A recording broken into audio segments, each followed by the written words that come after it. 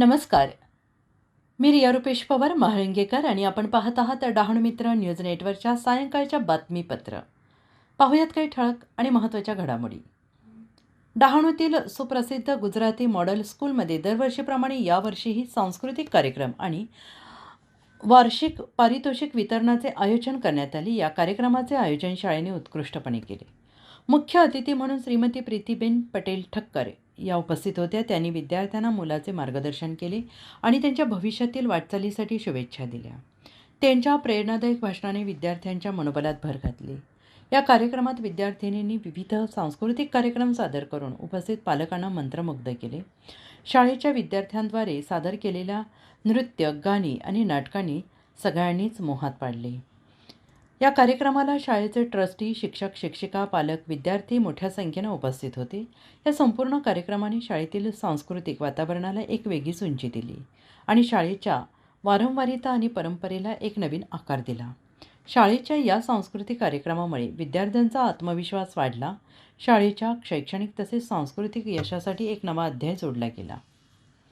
अशाच नवनवीन बातम्यांसाठी पाहत रहा डहाणू मित्र न्यूज नेटवर्क. लाईक करा, कमेंट करा, सबस्क्राईब करा.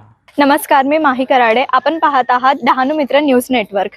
आपण सध्या आलो आहोत मॉडेल स्कूलमध्ये. तिथे विद्यार्थ्यांसाठी भव्य असा सांस्कृतिक कार्यक्रम आयोजित करण्यात आला आहे.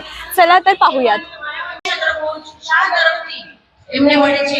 विद्यार्थ्यांनी चांगला सादर केलेला आहे कार्यक्रम. तर आपण बघू शकता गरबा, सांस्कृतिक कार्यक्रम असे विविध प्रकारच्या त्यांनी डान्स करून सर्व बसलेल्या मान्यवरांना मंत्रमुग्ध केले आहे.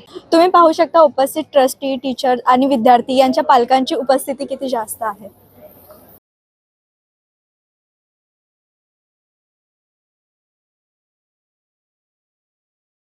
ફક્ત 300 બાળકો છે.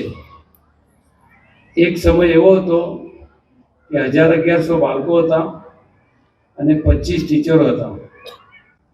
પરંતુ કમનસીબી છે કે આજે અમારે ત્યાં બહુ બાળકો આવતા નથી, કારણ કે ઇંગ્લિશે એવી ચડાઈ કરી છે કે લોકોને ગુજરાતી ભાષા પર નિરાશા થઈ ગઈ છે.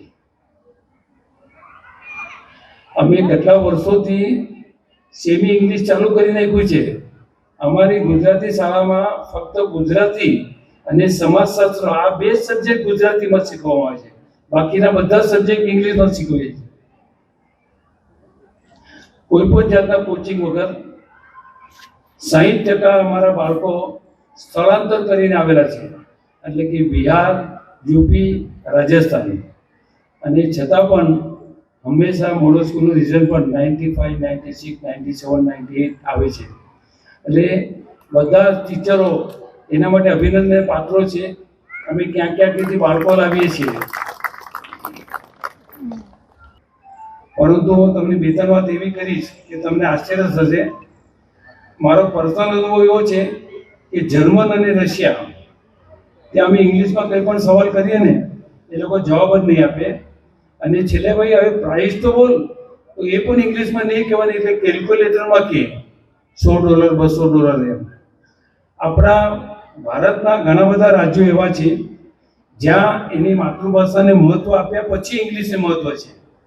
પણ આપણે ગુજરાતીઓ, સ્પેશિયલ ગુજરાત અને મહારાષ્ટ્રમાં કેટલા બધા ગુજરાતીઓ હોવા છતાં પણ હાઈએસ્ટ બાળકો અંગ્રેજી શાળામાં ભણવાનો આગ્રહ રાખે છે.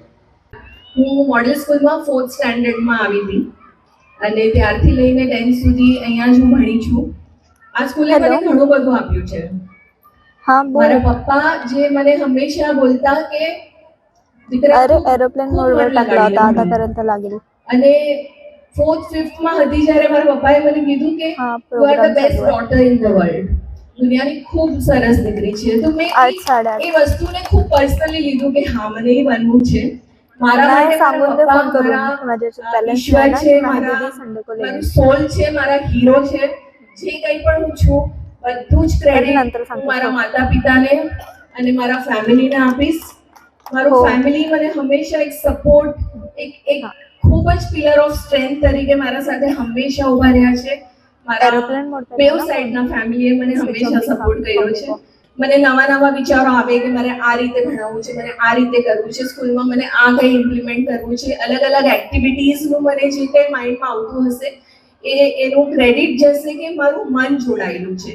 તો બાળકોને વિદ્યાર્થીઓને એક ખૂબ નાની છું સલાહ આપવા, પણ એક સજેશન જરૂર કરી શકું છું કે કરિયર હંમેશા એ ચૂઝ કરો જેનાથી તમારું મન જોડાયેલું હોય.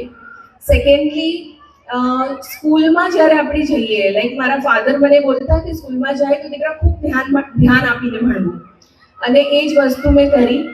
અમે ખૂબ લકી હતા કે RD sir, Khushal sir, Bharati teacher, Suman teacher, Hetal teacher, હું કોઈ પણ ટીચરને ભૂલી જાઉં તો મને માફ કરજો, પણ મારું બેઝ આ બધા ટીચર્સ છે જેમણે એટલું દિલથી ભણાવ્યું. મને હજી પણ યાદ છે કે સાયન્સ ભણાવતા તો આરડી સર બોલતા કે માઇન્ડમાં ચિત્ર ઊભું કરો, and you have to imagine and be actually એ વસ્તુ અમારા મનમાં બેસી જ હતી, કારણ કે અમને ભણાવતા એ રીતના. એક મોડલ સ્કૂલ છે માજી મુખ્યાધ્યાપક અશરફ ચુડાસમા. મારા શૈક્ષણિક કાર્યની શરૂઆત વકીલ મોડેલ સ્કૂલથી જ થઈ છે, અને તે પછી સ્ટેપ બાય 81 થી 89 મેં આ સંસ્થાની અંદર સર્વિસ કરેલી છે, અને ત્યારબાદ રિટાયર થયો ત્યાં સુધી ગુજરાતની શાળામાં મેં મારા શૈક્ષણિક કાર્યને ખૂબ સુંદર રીતે વધાવ્યું છે. અને એના કારણે મને સને 2010માં ગુજરાત સરકાર દ્વારા આજના પીએમ નરેન્દ્ર મોદી સાહેબના હસ્તે બેસ્ટ ટીચરનો એવોર્ડ મળેલો છે. પરંતુ એનો સમગ્ર શ્રેય હું આ સંસ્થાને આપું છું, કારણ કે મારા શૈક્ષણિક કાર્યની શરૂઆત આ સંસ્થામાંથી થઈ છે, અને એ બાબત આજે પણ આનંદ, ખુશી અને ગૌરવની લાગણી હું અનુભવી રહ્યો છું. અને એના કારણે દર વર્ષે એન્યુઅલ ડેની અંદર મારી ઉપસ્થિતિ હોય જ છે, અને એના થકી જ મને ખૂબ જ પ્રેરણા મળે છે, અને જીવનની અંદર પણ ઘણું બધું કરવાનું મન થાય છે. મતલબ કે સમગ્ર શ્રેય હું આ વકીલ મોડેલ સ્કૂલને આપું છું. ધન્યવાદ.